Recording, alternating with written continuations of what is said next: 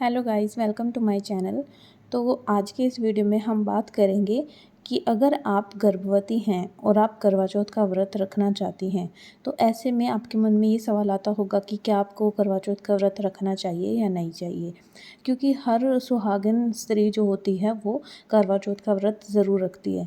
लेकिन ऐसे में सवाल ये आता है कि अगर आप गर्भवती हैं तो आपको निर्जल व्रत कैसे रखना चाहिए, क्योंकि जो करवा चौथ का व्रत होता है ये निर्जल व्रत होता है, ना ही इसमें कुछ खाना होता है ना इसमें कुछ पीना होता है।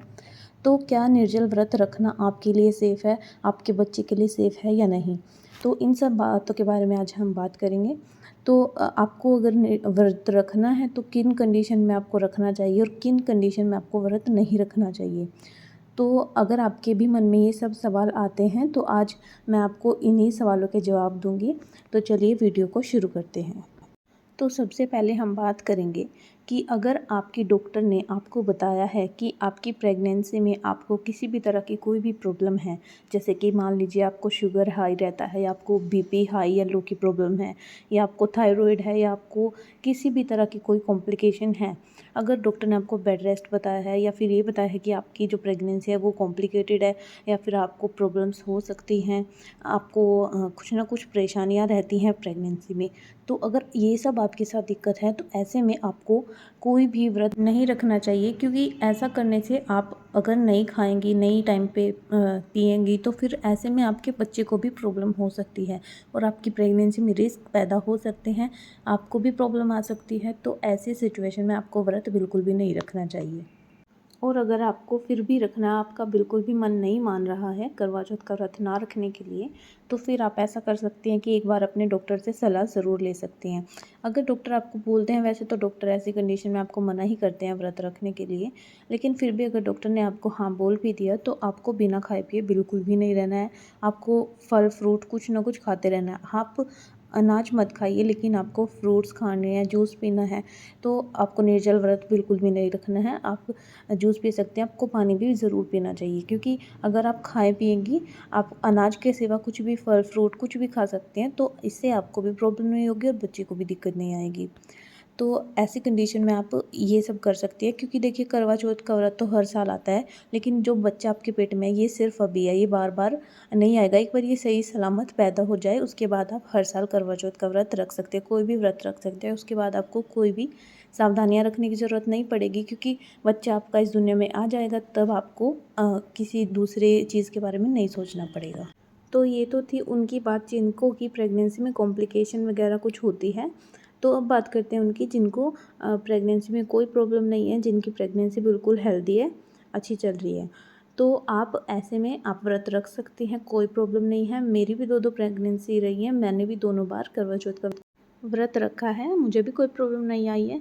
बस आपको कुछ बातों का ध्यान रखना पड़ेगा, जैसे कि अगर आप अगले दिन सुबह करवा चौथ का व्रत है तो आपको सुबह 3 बजे उठ जाना है। 3 बजे उठ के आपको सरगी ज़रूर खानी चाहिए, आपको सरगी बिल्कुल भी अवॉइड नहीं करनी चाहिए, क्योंकि अगर आप प्रेग्नेंट हैं तो आप जब तक आप पूजा पाठ करेंगी, जैसे कि पूजा करने में लगभग दोपहर का टाइम हो ही जाता है, तो दोपहर तक आप बिल्कुल भी खाए पिए बिना नहीं रह सकती हैं। तो उससे पहले आपको क्या करना चाहिए कि आपको सुबह-सुबह 3 बजे, साढ़े 3 बजे के आसपास, 4 बजे से पहले-पहले आपको सरगी ज़रूर खा लेनी चाहिए। अगर आपके यहाँ पर सरगी का सिस्टम नहीं होता, सरगी का रिवाज नहीं है, तो भी आपको क्या करना है कि खुद से उठ जाना है और खुद से अपने लिए जैसे कि 1 गिलास दूध या फिर कुछ फल फ्रूट्स वगैरह या फिर ड्राई फ्रूट्स, ऐसी कुछ चीज़ें खा लेनी है, सेवइयाँ वगैरह, जिससे कि आप वो सरगी ना समझकर आपको एक डाइट लेनी है, जिससे आपको दोपहर तक, जब तक कि आप पूजा वगैरह नहीं करेंगी, तब तक आपका पेट भरा रहे, आपको कोई भी इश्यू ना हो, आपकी तबीयत ख़राब ना हो। इससे आपको एक टाइम का तो मील मिल जाएगा और इससे आपके बच्चे को भी न्यूट्रिशंस मिल जाएंगे, उसको भी कोई कमी नहीं रहेगी।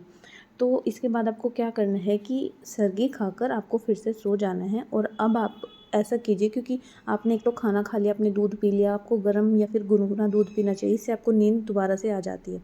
तो आप जब अगर दोबारा सो जाएंगी तो आपको थोड़ा ऐसा करना चाहिए कि लेट उठना चाहिए, जैसे कि 9 बजे के आसपास आपको सुबह उठना चाहिए, क्योंकि इससे क्या होगा कि एक तो आपका टाइम निकल जाएगा और आपको ज़्यादा भूख भी महसूस नहीं होगी और दूसरा आपके शरीर को भी आराम मिलेगा। तो जब आप सुबह 8 या 9 बजे उठेंगी तो उसके बाद क्या करना, आपको ज़्यादा काम नहीं करना है। अगर आप ज़्यादा काम करेंगी तो आपको भूख फिर से लगनी शुरू हो जाएगी। तो इसलिए आपको कुछ भी काम ज़्यादा नहीं करना है। इसके बाद आप 10 या 11 बजे के आसपास नहा धो लीजिए। नहा धोकर आप अपनी नॉर्मल पूजा पाठ कर लीजिए जैसे कि आप रूटीन में करते होंगे।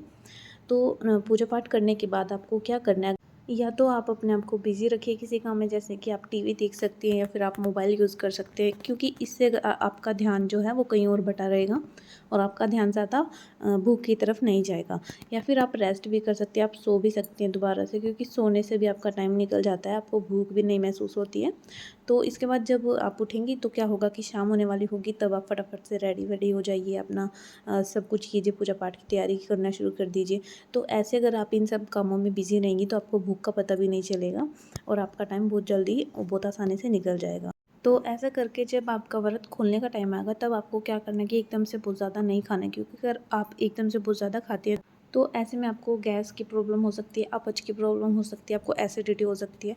तो इसलिए ऐसा करना चाहिए आपको कि धीरे-धीरे, सबसे पहले तो आपको पानी पीना चाहिए, उसके बाद आपको कुछ जूसेस वगैरह पी लेने चाहिए, उसके बाद आपको थोड़ा-थोड़ा कम क्वांटिटी में खाना खाना चाहिए। तो अगर आप ज़्यादा नहीं खाएँगे एकदम से तो आपको कोई प्रॉब्लम नहीं होगी, आपको गैस वगैरह की प्रॉब्लम नहीं होगी।